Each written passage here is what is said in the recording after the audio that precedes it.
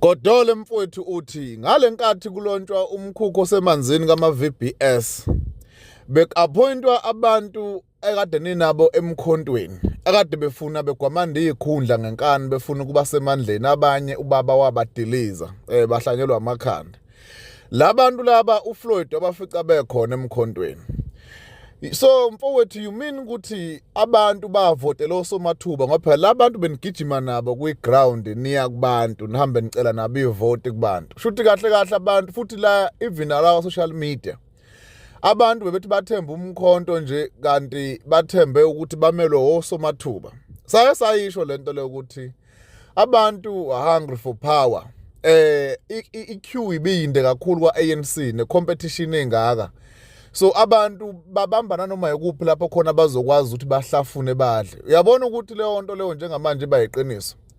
Ngoba phela these people you are talking about, they were there even at the beginning or ukufonywa i-MK noma mhlambe ilonto emphakathini vezwa 16 December 2023.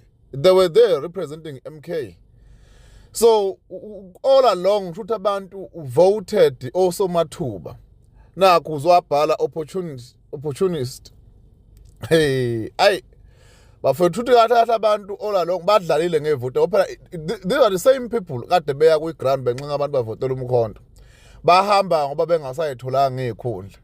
Uyabona ukuthi kuyavela ukuthi akusiyona lento lokuthi umuntu omnyama usiza umuntu omnyama. It's just a slogan nje.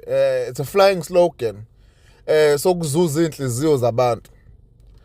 Akobe bayabona abanye osopolitiki ukuthi lento ihamba kanjani. You must lie emphakathini ukuze uzothandwa noma uzothola into ofuna ukuyithola ngoba iyodwa indlela yokudla imali la eMzansi ukuthi uqamba ube usopolitiki uqamba mangikhulume into ezongena enhlizweni zabantu. Ungukuphila ke lapho wena. Kuthini ukuphawula nangu baba phela nikwazi ukuthula nangu baba ufuna membership lapha ufuna ukubuyela lapha angazi noma ufuna ukuya enkonfereni by 2027 ka-ANC eweso president asazi ithini into nishendezelani leyo nto le mfowethu nizibelani bafo kodwa asikhulumeni nje sibeke ithebeni ukuthi nina ni happy yini nakho nithi nila kodwa kube kufunakala lapha nisenawo inkinga no-ANC noma nisenayo inkinga no-ANC seningamadlela ndawonye ngeke nisahubhana mhlawumbe ukuthi khona abantshontshayo.